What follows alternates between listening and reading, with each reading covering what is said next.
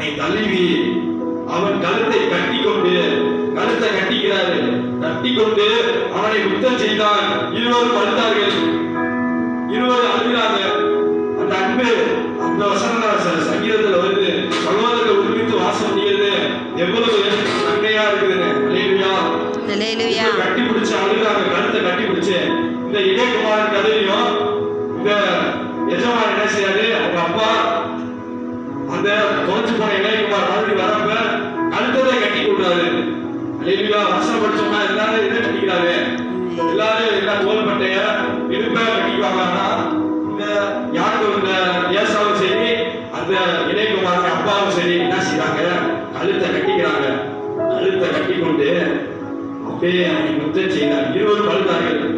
யாக்கோபு அவன் மேல வச்ச ஆண்டவருடைய தரிசனம் அதற்கு ஒத்துழைக்கிறார் இந்த ஏசா. ஆனா நடந்த விஷயம் ஆண்டவருக்கு ஏற்றதா இருக்குது. யாக்கோபு ஆண்டு அழைச்சிருக்காரு. ஏசாவே மூத்தவரு, ஆனா யாக்கோபு அழைச்சிருக்காரு. யாக்கோபு ஆசீர்வாதம் வந்தாயிடுச்சு. என்ன செய்ய, அது ஆண்டவருடைய சுத்தம். அல்லேலூயா சொல்லுங்க, அல்லேலூயா சொல்லுங்க. என்ன செய்யறாரு, ஏசா கேட்கிறாரு. அவங்க தங்கள் ஏறெடுத்து பார்க்கிறாரு. ஸ்திரீகளின் பிள்ளைகளை கண்டு இப்ப உணவு இருக்கிற இவெல்லாம் யாரு அப்படி கேட்கிறாரு.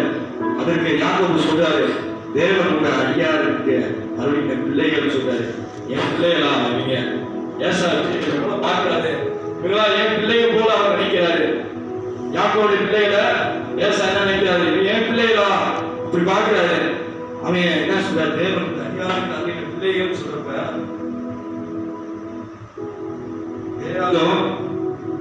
அப்பொழுது பக்கத்தை காரியம் அவர்கள் பிள்ளைகள் என்ன செய்யறாங்க, சேர்ந்து வந்து வணங்குறாங்க. அல்லேலூயா. ஏசாவை வணங்குறாங்க. அல்லேலூயா. ஏசாவை ஆண்டவர் ஆசீர்வதிக்கிறார் பிற்காலத்துல. ஆனா முதல்ல யார் ஆசீர்வதிக்கிறார், யாக்கோபு. அல்லேலூயா சொல்லுங்க. ஆண்டவர் நம்ம கூட இருந்தாருன்னா அது நம்ம இருக்கிற அந்த ஸ்டேஜ் அது என்ன வேற ஸ்டேஜ், அது வேற அனுபவம். அது நம்ம நினைச்சு பார்க்கறதுக்கு மேலான அனுபவம். நம்ம நினைச்சதுக்கு மேலான ஆசை இருப்பாரு. ஒரு வசனம் சொல்லுது, ஆபிரகாம் போச்சு, இந்த கடலுக்கு மண்ணெல்லாம் நீ என்ன பண்ணுனா உன் சந்ததி இருக்கிற அத்தனை சந்ததி பிள்ளைகளே என்ன செய்ய, அத்தனை சந்ததியும் மனுஷங்க என்ன முடியும் சொல்லு. கடலுக்கு மண்ணெல்லாம் என்னன்னா அது மனுஷனால முடியுமா? தேவனால எப்படி ஒரு நாள் கூடாது. அல்லேலூயா. தேவனால எப்படி ஒரு நாள் கூடாது. அந்த கண்ணை என்ன, அந்த மண்ணை என்ன முடியுமா? அந்த நட்சத்திர கண்ணி பார்க்க முடியுமா?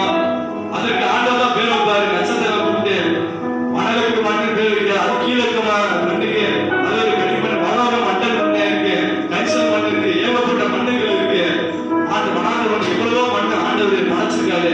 விசேஷமா ஆண்டு தான் இருக்காரு. அதற்கெல்லாம் நம்ம என்ன செய்யறோம், அதை நினைச்சு ஆண்டவருக்கு நன்றி சொல்லுங்களா இருக்கணும். அல்லேலூயா. அல்லேலூயா சொல்லுங்க. அல்லேலூயா. இந்த வேளையில ஆண்டவர் உங்களை என்னைய கூட்டி வந்ததற்கு காரணம் என்ன, உங்களுக்கு என்ன உணர்தல் இருக்கு? யாக்கோபு அழைச்சதுக்கு ஒரு ஆண்டு தரிசனம் வச்சிருந்தாரு. அவங்க அப்பா ஈசாக்கு அழைச்சதுக்கு ஆண்டு தரிசனம். அவங்க அப்பா ஆபிரகாம் அழைச்சது பெரிய தரிசனம். நோவா குறிச்சு ஒரு தரிசனம், ஏசாயா குறிச்சு ஒரு தரிசனம், இசைகளை குறிச்சு தரிசனம், தாவீதை குறிச்சு தரிசனம், சகோதரர் குறிச்சு ஒரு பெரிய தரிசனம். அல்லேலூயா. சேவான் குறிச்சு தரிசனம். அவரு கல்லறிஞ்சு அவரை கொண்டாலும் அதனால ஜனங்க என்ன செய்யறாங்க, நெருங்குறாங்க. தப்பு செய்யாத மனுஷனை விடுறாங்களே.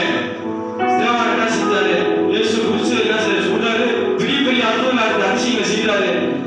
அது இந்த யூதர்களுக்கு பிடிக்கல, யூதர்களுக்கு பிடிக்கல.